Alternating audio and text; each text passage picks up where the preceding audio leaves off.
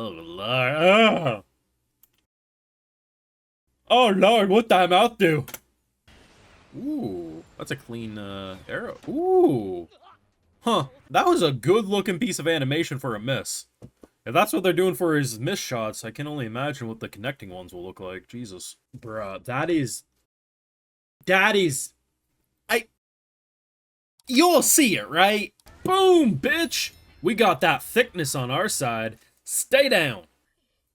Mm-mm. Mm-mm-mm-mm-mm. Mm-mm-mm. Were they imprisoning the real sister before mom and dad saved her? They actually imprisoned the real sister? What are your intentions with my master? He's still holding a grudge! Bros literally held a grudge since they met. Why did you randomly attack me? That hurt my feelings. I fucking love him. The yin and yang demon. I mean, I'm glad we don't have to say goodbye to it, because it is a really cool design.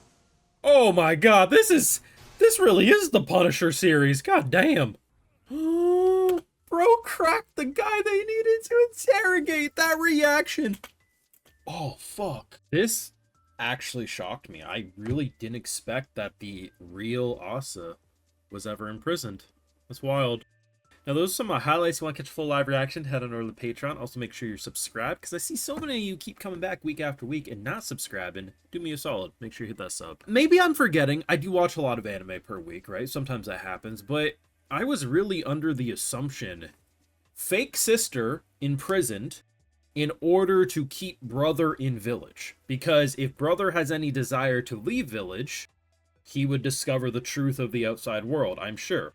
By making fake sister, and therefore who would look after someone who's always a prisoner if he was to leave? He has no reason to leave the village. That always made sense to me. Knew that the parents took her away, and maybe this is why. I mean, she talks by the end of the episode that she's died before. I'm not sure if that's going to play a factor of why she was, removed. Naturally, it makes sense if you're scared of two siblings being together, if they would cause Armageddon, especially if one sibling has the ability to break things.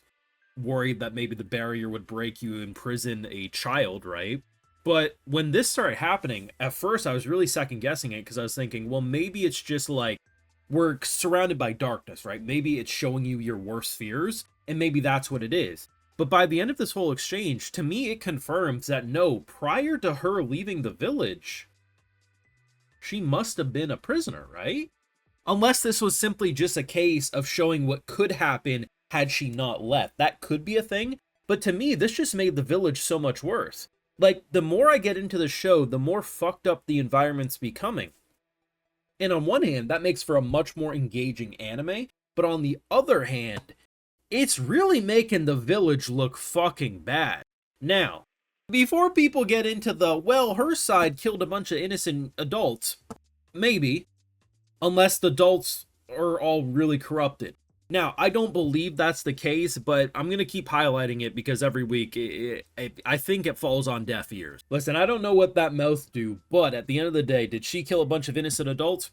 Yeah, I think so. She very much doesn't want to hurt children, probably because she believes children are innocent. I am not saying she probably hasn't done messed up things. I am just looking at it from a logical point of view and comparing our own society. I do not agree with this. I want to make that explicitly clear.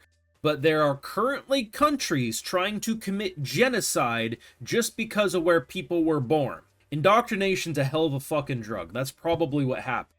It's probably going to be a case that a lot of the adults in the village were bad, and she was taught that they are just simply monsters. Now, obviously, children shouldn't be punished for the sins of their family, so that's probably how she looks at it. But am I going to be surprised if everyone in that village was evil? No. But do I think everyone in the village was evil? No. I believe she has been manipulated. And once you're manipulated, I mean, when you're taught from probably a young age that they are nothing but monsters and abominations that prey on the innocent, it's understandable how you could become a killer. And I mean, we're watching, is anyone actually going to bat an eye at all the death in this episode? Probably not. I'm not saying these guys weren't doing bad things, but like they straight up shoot and kill and all this stuff. Now, people are probably going to say, yeah, but these are the baddies.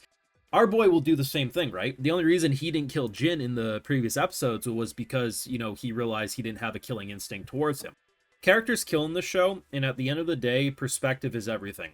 I am not saying that village deserved to be massacred. I'm just saying I can completely understand how you can be taught from a young age or presented evidence that could misguide you in thinking everyone on that side's evil. That's how racism, that's how discrimination, that's how prejudice shit exists. It is not right. I do not agree with it. But that's why I'm not simply looking at Gabby as this evil psychopath. I think she has simply been taught that the people in the village are actually monsters, and we need to correct that indoctrination, which is probably where our MC is going to come in.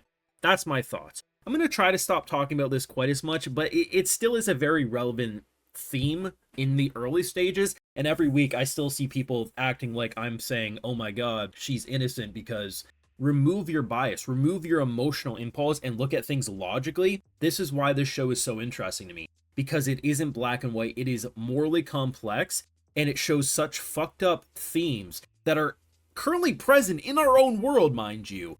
And it's fucking disgusting, but the fact that it's bold enough to have it and not have the comedy overwrite this bullshittery and evilness is really impressive to me. I will say this is probably the funniest moment in the whole episode. So Mr. Clean smashes a man's head in with a crowbar, only to learn that the man who apparently hired everyone was that person, and he realized he killed the person who might have been able to give him information.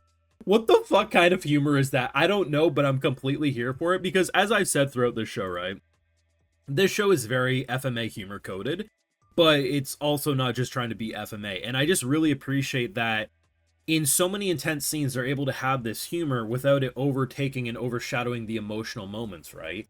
And we do, I feel like, learn quite a bit in this episode, which is nice, but also it's really interesting how you can essentially steal demons with that whole blood contract thing. I mean, I'm not sure what she's going to call this yin and yang demon. Fluff Trot, maybe? I don't know. But it's fucking adorable, and I'm really happy because I'm so used to anime showing a really cool character design and killing it because it's an enemy. Or, you know, maybe if we're lucky, that thing gets to live because it's the main supporting character for, like, the main antagonist. The fact that she stole it, she's saying she's not going to keep it, but I really hope she does because that's really fucking cool for her design. And in general, I mean, it's hard to imagine where we're going anymore, right? Like, it feels like we gotta work with them from here on out. I really feel like they're on our side.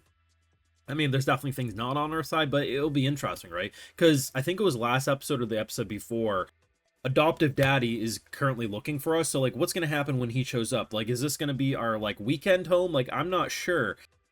So much.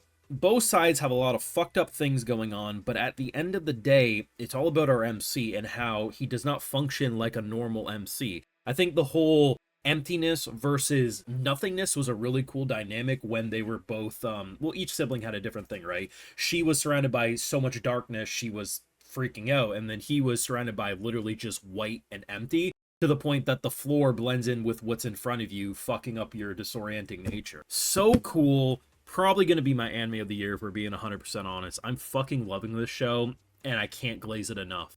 Like, if anyone tells me I'm glazing this too hard, dead ass, I'm going to look you in the eye and say, I wish I could deep throat this show. Like, I'm not glazing it enough. Get it right.